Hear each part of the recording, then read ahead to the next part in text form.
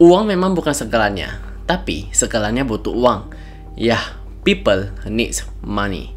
Karena fungsinya itu sebagai alat tukar untuk melakukan transaksi, untuk kita beli makan, sekolah, entertain, menikah, apapun itu. Money is not the most important thing in life, but it is reasonably close to oxygen.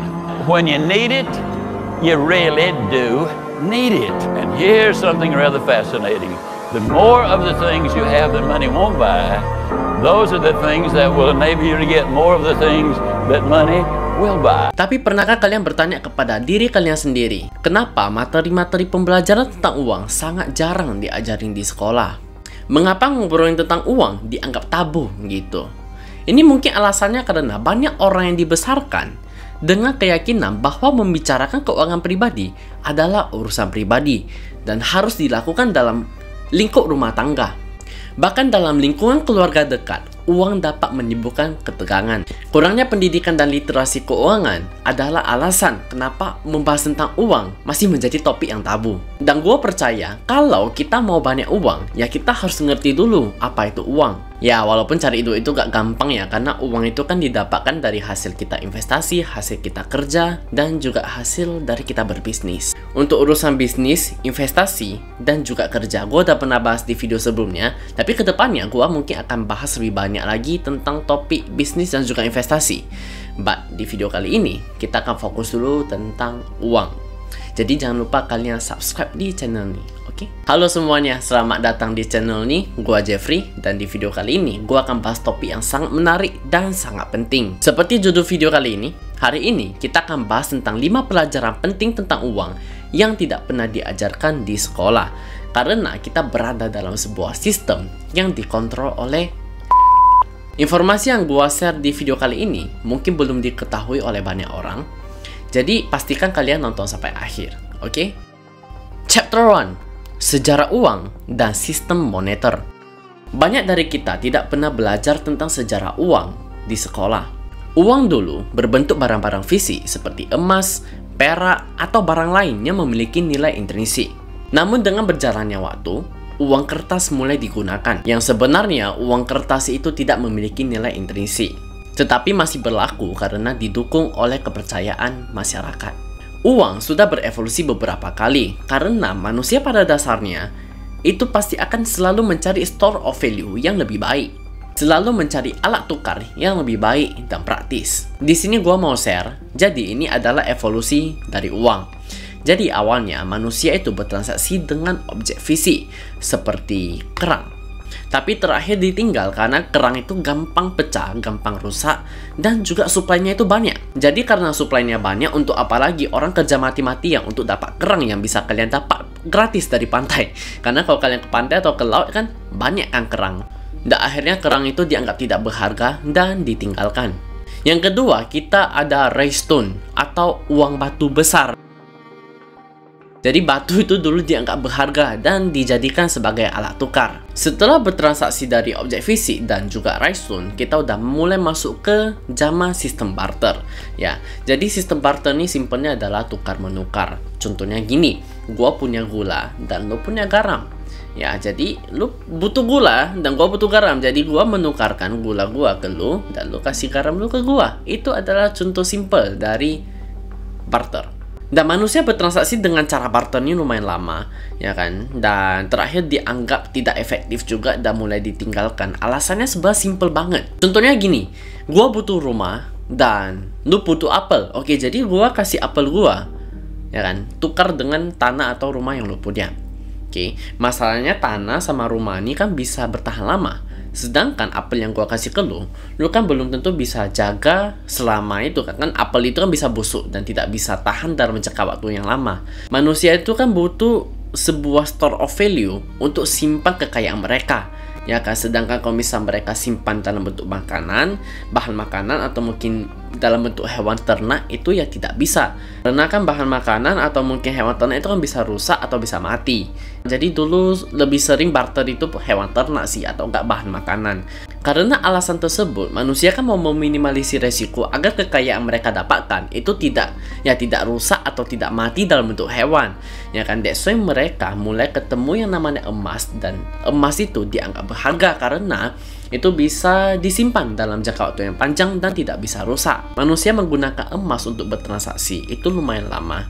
Karena emas itu berharga, tidak gampang rusak, nilainya itu stabil, dan juga suplai emas itu terbatas alias langka. Tapi terakhir emas itu ditinggalkan juga dan dianggap tidak efektif. Kenapa? Karena emas itu susah dibawa kemana-mana. Bawa emas itu berat. Dan emas itu kalau mau dipakai untuk bertransaksi seringkali kurang efektif. Contohnya gini, misalkan nih 1 kilogram roti itu seharga dengan 1 gram emas. Oke, kalau misal gua yang mau beli setengah kilo doang berapa? Masa gua mau potong lagi emas gua? Itu kan ribet banget kan? Karena bertransaksi dengan emas ini ribet, ya kan? Berat dan juga susah untuk dibagi-bagi. Kita mulai masuk ke zaman uang logam. Ya, uang logam persis seperti yang kita pakai sampai sekarang. Tapi uang logam dulu itu dibuat dari emas asli. Dan ini praktis banget karena udah dalam bentuk kepingan. Kalau udah dalam bentuk kepingan kan udah enak itu kan. Kalau misalnya kita mau belanja kan tinggal misalkan nih 1 kilogram misalnya 3 keping, ya udah tinggal kasih aja gitu. Dan uang logam akhirnya pun ditinggalkan. Alasannya simple, karena pencurian. Dan juga uang logam itu ribet kalau mau dibawa kemana-mana. Jadi karena dulu ada manusia-manusia yang pintar juga, mereka mulai membuka jasa untuk penitipan emas. Nah, jasa penitipan emas ini yang menjadi dasar dari bank yang ada di dunia saat ini. Jadi kalau misalnya lu males bawa uang logam lo atau males bawa emas lo, lu tinggal titip emas atau uang logam lo ke orang yang menyediakan jasa penitipan ini, dan nanti lu akan diberikan sertifikat, ya kan, sertifikat kepemilikan emas. Nah, sertifikat ini yang menjadi awal cerita munculnya uang kertas. Jadi uang kertas pada zaman dahulu itu bisa dibilang adalah sertifikat kepemilikan dari emas kita. Kalau misalkan lu punya emas 500 gram, ya itu ditulis 500 di sana gitu. Uang kertas pada zaman dahulu itu sangat berharga karena itu di backup sama emas yang asli. Untuk pembahasan emas yang lebih detail, kalian boleh nonton video yang ini karena di sana gua bahas tentang sejarah uang dan juga sejarah emas. Dan dulu itu tidak ada yang namanya inflasi karena uang yang beredar itu tidak bisa suka-suka dicetak karena itu ada di backup sama emas di belakangnya. Berbeda dengan uang kertas yang ada di zaman sekarang, itu tidak di backup lagi sama emas dan bisa dicetak kapanpun. Karena bisa dicetak suka-suka, suplainya itu otomatis bertambah terus. Dan itu yang membuat uang kertas itu semakin tidak berharga.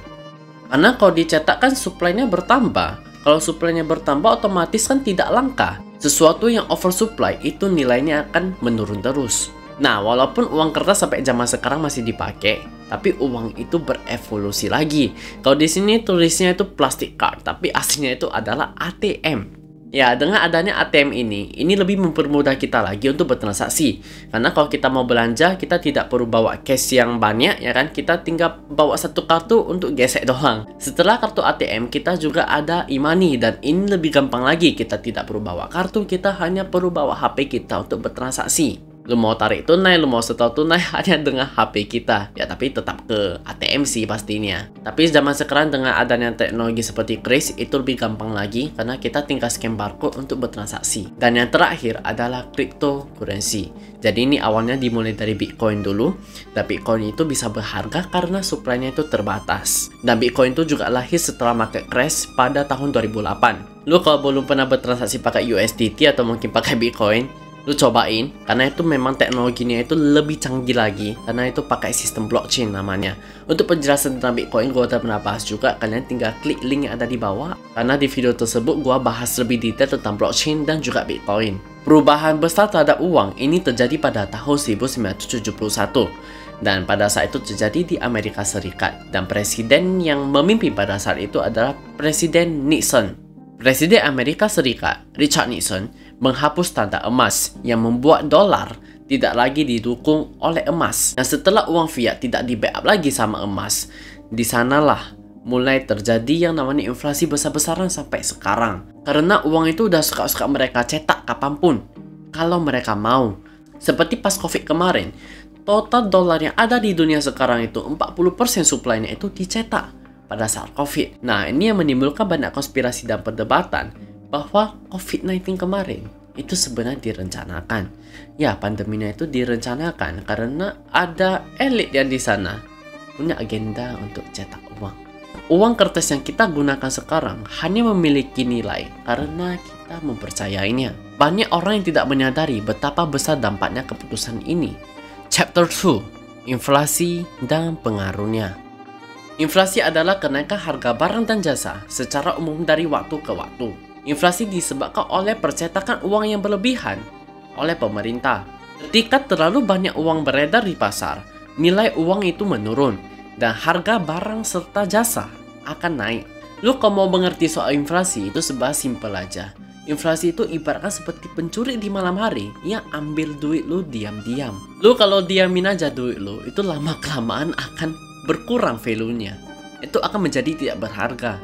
Lu diamin aja duit lu, itu daya belinya akan menurun, value-nya akan menurun. Ini gua kasih lihat nih beberapa contoh dari inflasi. Ini gua ambil contoh dari harga bahan makanan, harga BBM, dan juga harga rumah dulu dengan sekarang.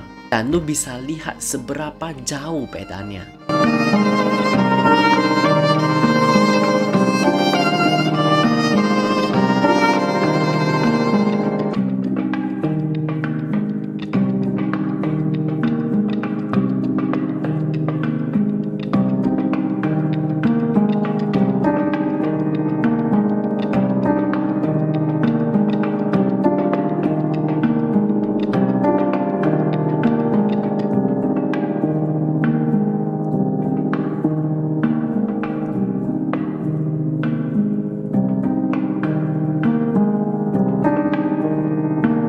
Biasanya data inflasi yang ditunjukkan itu kan hanya 4% kan.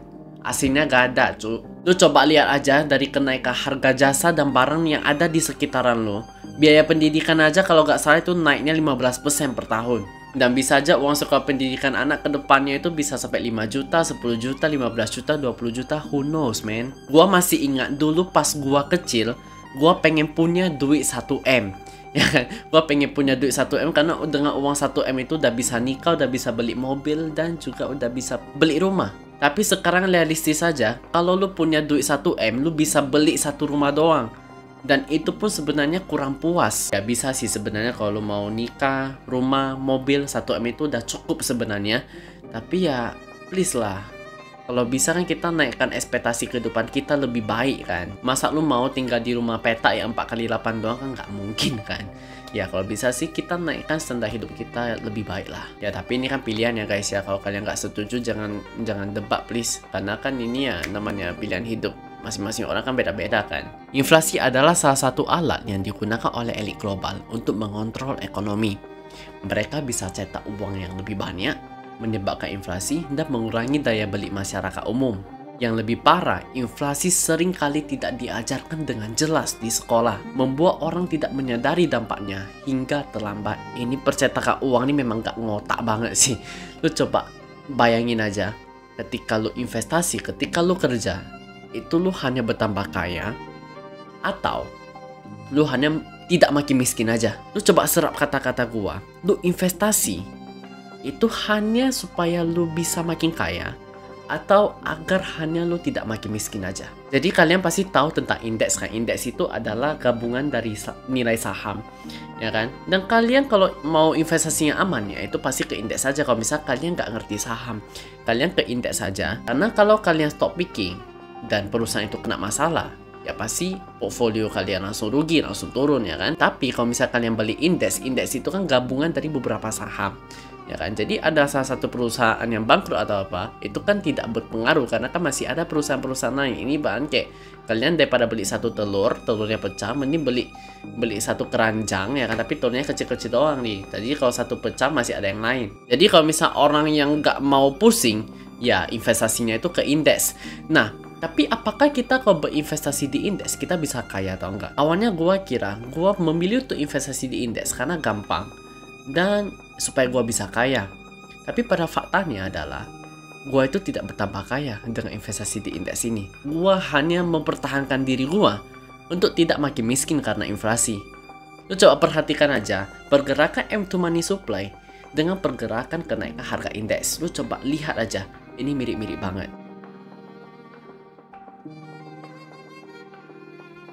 Dan dari data tersebut, gua bisa menyimpulkan bahwa uang yang dicetak itu dilempar lagi ke saham. Uang yang dicetak, uang baru dilempar lagi ke saham. That's why harganya itu bisa naik. Jadi orang yang berinvestasi pada indeks, ya kan, orang yang berinvestasi pada saham itu bukan makin kaya, tapi mereka itu hanya tidak makin miskin. Orang yang tidak pegang aset itu makin miskin karena uangnya itu tergerus terus. Orang yang pegang properti, orang yang pegang emas, orang yang pegang saham itu tidak sepenuhnya makin kaya. Itu hanya membantu mereka, aset-aset tersebut hanya membantu mereka untuk tidak makin miskin. Dan apakah itu bagus? Ya, pasti bagus dibandingkan kalian pegang cash doang. Kalau misalnya kalian nggak pandai, kalau misalnya kalian takut dengan yang namanya penurunan nilai aset, nggak apa-apa, kalian minimal investasi di tempat yang low risk. Seperti emas contohnya. Kalau misalnya kalian yang mau low risk, ya paling aman itu sebenarnya kalian ambil emas atau enggak properti. Tapi ya properti kan butuh dana yang gede dong. Kalau misalnya modal kalian masih kecil ya emas atau enggak ya minimal reksadana pasar uang lah. Dan jangan pernah taruh uang kalian di deposito. Karena kalau kalian mau ngalahin inflasi dengan deposito, that's impossible. Lu kalau misalnya mau ngalahin inflasi dengan deposito, ini ibaratkan lu beli chihuahua untuk tangkap tikus. Dan kalau misalnya lu mau taruh di deposito, itu sayang banget sih. Mending lu taruh di RDPO, reksadana pasar uang. Lu kalau taruh di deposito ya lu cuma kasih duit lu ke bank untuk diputar, pinjam ke orang lain dengan bunga yang lebih tinggi. Chapter 3, investasi dan kekayaan jangka panjang. Sekolah biasanya mengajarkan kita hanya untuk menabung, tapi tidak pernah membahas yang namanya investasi, tidak pernah ajarin kita untuk berinvestasi. Menabung itu penting, tapi kalau misalnya kita hanya menabung di celengan doang, itu tidak membuat kita semakin kaya. Lu kalau misalnya bisa nabung 1 juta per bulan, apakah itu bagus? Ya, that's good. Dan 1 tahun itu 12 juta. 10 tahun lu nabung, hasilnya itu 120 juta. Dan 120 juta di 10 tahun ke depan itu bisa apa? Berbeda dengan mungkin lu taruh 1 juta di aset seperti saham contohnya. Ya kalau misalnya lu pandai milihnya, 10 tahun kemudian dengan komponen 10% sampai 15%, 10 tahun kemudian itu jauh lebih besar, jauh lebih banyak. Jadi menurut gua investasi itu adalah kunci untuk menumbuhkan kekayaan jangka panjang. Kita investasi aja belum tentu kaya karena adanya inflasi ini. Kalau lo ikuti Warren Buffett, lo pasti tahu yang namanya compound interest, ya bunga berbunga. Uang kita kalau kita taruh di investasi, itu kan compounding kan gede ya tahun ke tahun ya. Misalkan nih dari 100.000 misalkan. Ya, gua contohin aja 100.000. 100.000 kalau naik 20% di tahun pertama, berarti kan jadi 120.000. Nah, di tahun ketiga kan naik lagi tuh. Dari 120.000 kali lagi 20%, itu kan menjadi 144.000. Nah, nanti sampai tahun ke-10 misalkan ya, itu kan nanti berbunga-berbunga dia kan. Inflasi juga gitu. Tahun pertama ya kan 4%, tahun kedua 5%, ya kan? Nah, tahun ketiga nanti 4%, tahun ke-5, tahun ke-6, tahun ke-7, tahun ke-8. Nah, itu nanti berbunga-berbunga dia. Nah, ini yang membuat kadang kita investasi pun jadi gak berasa. Tapi setidaknya, orang yang investasi itu tidak makin miskin. Penting untuk memahami juga antara aset yang menghasilkan pendapatan dengan aset yang menjadi beban. Aset yang menjadi beban itu salah satu contohnya adalah mobil. Kecuali kalau misalnya lu punya duit puluhan miliar yang bisa beli mobil langka, itu beda cerita. Aset yang menghasilkan pendapatan pasif seperti saham, properti, dan juga bisnis. Sementara barang-barang branded, barang-barang mewah itu cenderung menghabiskan uang dan itu menjadi beban. Nah, gua mau melanjuti yang aset investasi tadi. Kalau misalnya kalian memang punya duit yang banyak, ya, dan kalian itu tipe orang yang low risk gitu, mending kalian ambil aset aman seperti tanah, rumah, dan beberapa aset lainnya gitu. Tapi kalau bisa kalian ambilnya itu cash supaya tidak kemakan bunga lagi. Dan properti itu dibagi menjadi 2 juga. Kalau misalnya kalian yang mau cari passive income, mending kalian ambil apartemen-apartemen mewah yang bisa sewa dengan yield yang lebih tinggi gitu. Jadi kalian lebih untung di pendapatan sewanya. Dan kalau misalnya kalian yang mau cari capital gain, mending kalian beli rumah yang under value yang berada di lokasi bagus. Karena rumah yang berada di lokasi strategis itu cenderung harganya naik lebih cepat. Jadi kalian bisa mendapat capital gain di sana. Lu juga boleh coba RDPU, reksadana pasar uang. Kalian beli aja di Bibit, linknya ada di bawah, oke? Dan untuk kalian yang berani ambil resiko dan mengejar high gain, ya mengejar gain yang lebih banyak, gue lebih sarani mungkin kalian boleh coba di S&P 500, ya kan? Itu adalah indeks dari 500 perusahaan yang ada di Amerika. Habis itu kalian boleh coba di Bitcoin, dan kalian boleh ambil beberapa saham blue chip yang ada di Indonesia. Jujur aja gue gak gitu suka beberapa saham Indo sekarang karena kebanyakan gorengan. Jadi ya gue jarang sih untuk investasi di Indonesia. Paling gue ambil beberapa blue chip doang kayak Forbit Banks, dan juga ada ya beberapa perusahaan besar juga lah selain Forbit Banks. Chapter 4, Kendali Elit Global. Ada banyak teori tentang bagaimana elit global mengontrol sistem keuangan. Beberapa ahli berpendapat bahwa mereka menggunakan bank sentral untuk memanipulasi ekonomi, menciptakan krisis keuangan, dan mengontrol politik global. Ini adalah topik yang sangat kompleks dan kontroversial, tapi penting untuk kita sadari bahwa ada kekuatan besar yang bermain di belakang layar. Dengan mengetahui informasi ini, membuat kita lebih waspada dan kritis terhadap informasi yang kita terima dari media maupun pemerintah. Jadi jangan 100% percaya dengan media, karena itu bisa aja udah dimanipulasi. Ini mungkin banyak yang gak suka, tapi gua ada teman ya yang baru jalan-jalan dari Palestina, dan dia bilang di sana aman-aman aja. Padahal di sini warga-warga kita banyak yang sibuk boykot, banyak yang sibuk nyerang sana sini karena lihat media. Tapi aslinya kita tidak tahu apakah yang di sana itu asli atau enggak. Ya ini jangan nyerang gue ya, ini hanya pendapat dari kawan gue dan gue hanya menyampaikan. Tapi ya please jangan pernah 100% percaya sama media. Kalian dengan gampang dimanipulasi oleh media. Gue pun nggak ngerti kenapa di Indonesia ini gampang banget untuk buat drama. Kadang ada drama suami istri selingkuh, atau kadang ada drama suami istri KDRT. Itu pun kalian jadi detektif untuk urus. Ya untuk apa gitu kan. Mending ya kalau saran gue sih mending urus diri sendiri gitu. Udah beres baru. Ya kalau bisa sih tak urus diri sendiri aja lah, lebih aman. Karena orang-orang bule di luar sana pun cuek-cuek semua kan. Tapi mereka pintar sebenarnya. Gak semua sih memang. Chapter 5, penting dia edukasi secara mandiri. Ini yang kelima. Salah satu pelajaran yang paling penting, ya, yang terpenting adalah kalian edukasi diri sendiri, edukasi mandiri. Jangan hanya bergantung pada apa yang diajarkan aja di sekolah.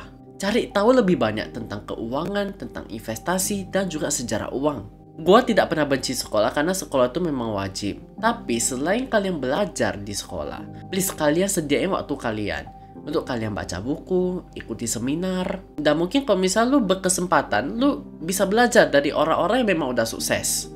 Lu kalau misal suka investasi, lu boleh belajar dari Warren Buffett, walaupun nggak bisa jumpa ya nggak apa-apa, lu tinggal baca bukunya atau mungkin lu tinggal ikuti apa yang dia lakuin gitu. Pokoknya apapun bidang kalian, tetap harus ada role model yang bisa menjadi kayak mentor kalian gitu. Walaupun kalian nggak ketemu nggak apa-apa, tapi yang bisa menjadi role model kalian. Dengan edukasi yang lebih baik, kita bisa membuat keputusan keuangan yang lebih bijaksana dan tidak mudah terpengaruh oleh manipulasi elit global. Kita tidak bisa berharap hanya belajar dari sekolah atau dari kuliah doang. Tanpa pengalaman dan praktek, itu nol besar. Berapa banyak orang yang sarjana ekonomi itu gak ngerti investasi. Gua banyak teman yang lulus akuntansi tapi gak ngerti tentang akuntansi, gak ngerti soal pajak.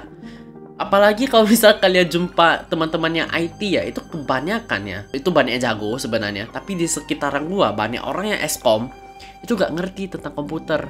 Even gua yang biasa-biasa gini gak kuliah itu pun gua ngerti tentang komputer karena gua belajar. Tentu aja lah, gua dulu sebelum di properti, gua itu adalah seorang desainer. Dan gua belajar desain, gua belajar fotografi, belajar videografi. Itu gua semua otodidak. Tidak ada siapapun yang ajarin gua. Gua juga tidak bisa les karena gak ada duit. Dan mau gak mau gue harus belajar hal tersebut karena gue pakai untuk kerja. Sedangkan ada beberapa temen gue ya kan yang memang kuliah desain, kuliah di cafe tapi gak ngerti apa-apa. Itu sangat disayangkan kalau kalian hanya punya gelar doang tapi kalian tidak punya ilmunya. Gue banyak temen yang ambil arsitek, ambil di cafe, ambil desain tapi gak ngerti. Karena kenapa? Gak pernah praktek, gak pernah cari tahu, hanya ikuti yang diajarkan oleh dosen dan kebanyakan menghafal doang. Gak ada prakteknya. Untuk anak-anak muda, pokoknya tetap semangat belajar. Untuk kalian yang ambil kuliah, tetap semangat kuliah dan bersyukurlah lanjuti sampai habis. Karena gua sendiri udah drop up 3 kali dari kuliah, udah keluar 3 kali. Dan kalau kalian lagi kuliah, usahakan kalian sambil kerja. Jangan 4 tahun kalian waste waktu kalian hanya untuk kuliah doang. Kalau misal gak mau kerja sama orang pun, minimal kalian coba tes berbisnis, sama bisnis online, bisnis offline, itu bebas. Tapi kalian setidaknya tahu dulu gimana rasanya susah cari duit. Mungkin ketika nanti lu udah mulai injak umur 30-an, lu akan nyadar betapa pentingnya pengalaman. Pengalaman itu sangat penting, dan please don't waste your time, karena muda itu hanya sekali doang. Kalau memang sama sekali gak ada duit, gak apa-apa. Gua dulu investasi pada diri sendiri itu hanya nonton YouTube doang. Dan sesimpel gua searching di Google, baca artikel gratis, tapi yang berkualitas, yang memang ada ilmunya yang bisa kalian serap. Jangan kalian hanya ikuti sosmed, ikuti berita-berita gak jelas ya kan, ikuti drama-drama orang cerai, orang apa gak tahu, kucingnya mati, kalian mau ikuti untuk apa gitu loh. Dan ada satu tambah lagi, ini sangat penting, walaupun tidak ada hubungan dengan topik keuangan, tapi gua pengen sampaikan gini. Kalau lo mau bertemanlah dengan orang yang berkualitas dan memang bisa ngangkat hidup lo menjadi lebih baik ya. Ini termasuk juga lu mau cari pasangan atau apa, carilah orang yang memang bisa mendidik lu lebih baik. Karena lu menjadi siapa, itu akan dibentuk oleh 5 teman terdekat lu. Kalau mereka suka rokok, lu akan ikut rokok. Kalau mereka suka judi, lu akan ikut judi. Kalau mereka main cewek, mereka minum alkohol, lu akan ikut juga masuk ke perangkap situ. Sebagai penutup, gue ingin jawab satu pertanyaan dari kalian. Dan ya, pertanyaan itu adalah, menurut lu, apakah uang itu penting? Kalau menurut gua, uang itu sangat penting karena uang itu adalah segalanya. Karena jika memilikinya, gua bisa mendapat apapun yang gua butuhkan. Mulai dari keamanan, kebebasan, kebahagiaan, bahkan sampai kesehatan. Tapi dalam batas tertentu ya, karena kan banyak orang yang kaya belum tentu sehat kan. Jika gua menginginkan hal yang tadi, maka uang adalah jawaban yang tepat untuk gua mendapatkannya. That's why gua benci banget ketika ada yang bilang, ngapain lu cari duit banyak-banyak? Karena belum tentu lu banyak duit lu bahagia. Enggak bro. Justru kalau kita cari duit banyak-banyak, hampir 90% masalah kita terselesaikan karena kita punya uang. Walaupun dengan lu banyak duit, belum tentu itu bisa solve semua problem lu. Tapi nggak apa-apa. Gua mending stres, tapi gua berada di rumah mewah atau mungkin apartemen mewah. Gua tinggal ke balkonnya, ya kan? Gua nikmati angin, gua mau isap cerutu atau apapun itu bebas lah ya. Yang penting gue lakuin hal yang gue mau sambil mikirin gimana cara gue menyelesaikan masalah tersebut. Daripada udah stres gak ada duit lagi, rumah banjir, rumah bocor, token listriknya bunyi. Gue tidak mau seperti itu. That's why kenapa lu kalau punya duit, ya kan, itu masa lalu 90% hilang. Karena lu bisa hire orang lain untuk bantu masa lalu. Jangan pernah benci sama uang, jangan pernah benci sama orang kaya, karena uang itu tidak pernah datang ke orang yang membencinya. That's it guys, kalau kalian rasa video ini bermanfaat, jangan lupa untuk like, share, dan juga komen di kolom komentar apalagi yang mau gua bahas di video berikutnya. Jangan lupa untuk subscribe di channel ini dan tetap dukung gua ya. Bye bye.